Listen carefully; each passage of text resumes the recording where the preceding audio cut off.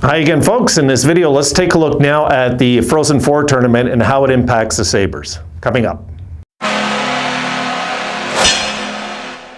All right, the video goes out to Aaron Voigt. Aaron asked me if I could do a video. I hope I say your last name right there, Aaron. A video on Michigan and what's happening with Michigan in the Frozen Four. So let's take a quick glimpse on Michigan's road to the Final Four of the Frozen Four. And I'll open up a clip for you.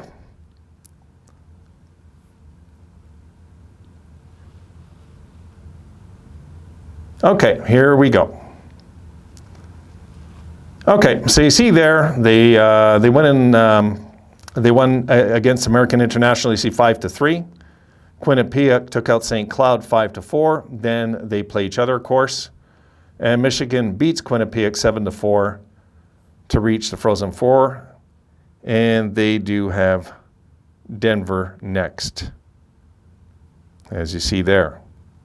Then over there, Minnesota against Minnesota State. And the tournament, the point of this is you take a look at the dates, guys.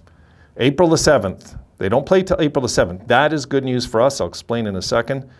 April the 7th. Then the championship game is April the 9th. So that's the bracket, anyway, what's going on. But here's what's key. I'm going to show you something. Okay, check this. Now take a look at our schedule. For sure, without a doubt, 100%, okay, he will not be playing the next day on the 10th against Tampa, okay, if we call up Owen Power, which I think we're going to. I do not think Owen Power will even come close to that date. My guess is he might not play till that Philadelphia game and close out the season with us the last 6 games, I'm guessing. So I don't think it'll be the Toronto game, but let's write off right away Tampa. How many games does that leave? 1, 2, 3, 4, 5, 6, 7, 8. And the good news of that, 9 used to be the safety zone where it doesn't burn a year of entry level. Now, I recall something about 7, right? During the COVID thing, is that still in existence? It probably is. So let's say it's 7 now. I don't know. You know, I couldn't get a straight answer in this, but didn't they cut it down to 7, right? It's not something I pay much attention to because we don't really need to in Buffalo. You know, it's not one of those things, but it is now. It's important because we don't want to burn a year of his entry. And I would tell him, I would just point blank tell him, he's a kid. No, we're not burning one of your entry level years to get you up here and get you exactly 7 games in and burn 1 year. We should hold tight to that, and I think Adams will. So I don't think we'll see him to Philadelphia. In case it's 7, then we won't see him to the Philadelphia game, and then we'll have him under contract. He'll be putting a few bucks in his pocket, and there you have it. I mean, really, there you have it. We can, we can get him going and get him some big league games in, and let him have some experience what the locker room's like, the culture, all of it. And it's not like we're trying to bury this culture no more, guys. We're not. You know, this is something where, listen, you're a kid, you're coming into our group, you know, and this is a perfect chance, opportunity, I'll say, perfect opportunity to not do what we did with Jack Eichel, with this young man here. Don't corrupt him with money, and don't corrupt him with power. And if we do those 2 things, then we got a stud. If we do those 2 things and we panic and we do the wuss thing and we give in and we do all that crap we did with Jack, we've already written his 2 weeks notice, because it'll be only a matter of time he'll want out of town, and who knows what it can do to a man's psyche, a young man's psyche. Don't do that. No, make him earn it. He wanted to go to college, but it doesn't mean he's going to get one of his entry levels burned. He decided that, right? So no. That's the way I see it, no. But I mean, I would understand if they, as a good gesture, say, okay, we're going to play you, and that's that, and we'll see. But I don't think they will. Now, I think they're going to be mathematical about this, and they should be. Why should it cost the owner millions of dollars because he gets to play one more game this year, eventually in 2 years from now? It makes no sense. And our cap, no. His 3-year entry level should start next season. We'll get him locked in. The rules have changed with COVID, so I'm not 100% certain, but I'm pretty sure it's 7 now. That 7 is, so we would need to let them come in for 6 and not burn a year. If those rules still apply, I don't know. I just don't know. I'm not about to read the whole CBA to find it. I mean, I just figure if we play the 6, we're safe, you know? We're safe. So we don't want to burn a year of entry if possible. I'm hoping that's the rule.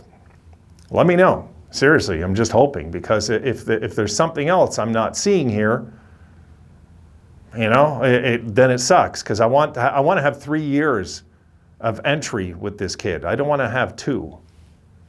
I hope not. I really hope not. So that's kind of key for us, guys. We want to be very economical because of the cap, not because of being cheap, because of the cap. We're going to have guys coming in very soon to new deals, and we're going to have the money spending going like this. It's normal. It's normal.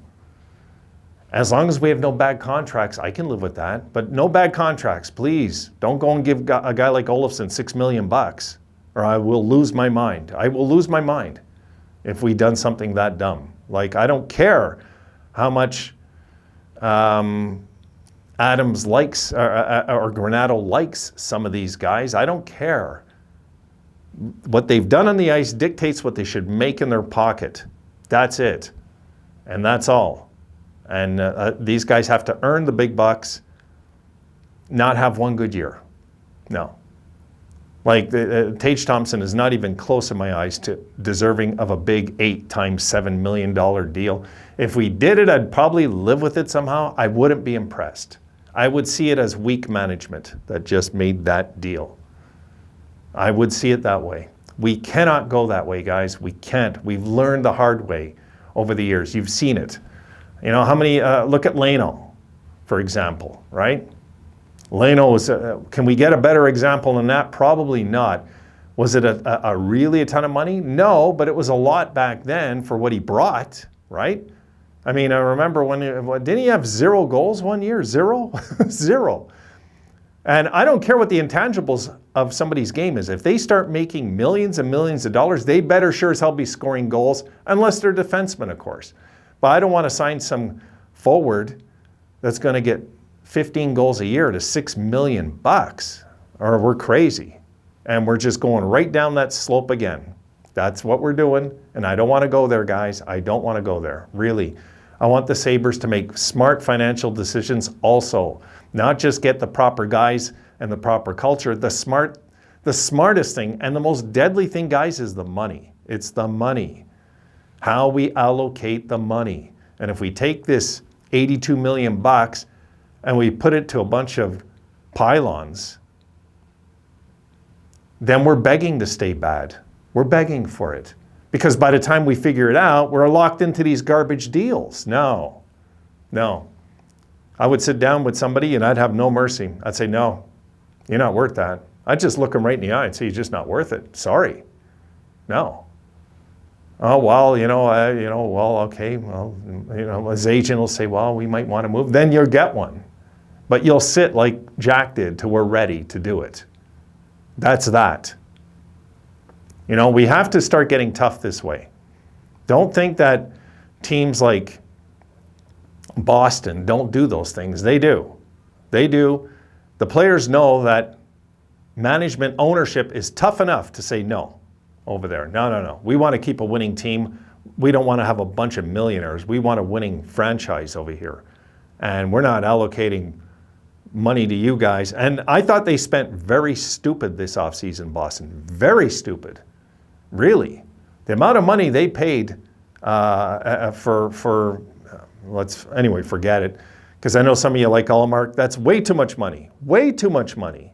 Really. I just thought, way too much for a guy that's injury prone. We'll see. We'll see what he does come playoff time over there. That's when I'm going to say if he was worth it. Because I'll tell you what, if Boston loses the first round, waste of money. Waste of money. This year, So there's a lot of, Taylor Hall is another one. Was a boneheaded move on their part. This is going to be their leader when they lose guys like Marchand and Bergeron eventually? Doesn't make any sense in my brain, that, But we don't want to do boneheaded mistakes over and over and over. And guys, we're repeat offenders. We're repeat offenders. We've given out bad deals since the Pagulas took over. So what does it say? It says the Pagulas have made bad decisions, but it also says they're not cheap. They're willing to spend. They just need guidance. They need the right people in place. I think Adams is it. We'll see what he does.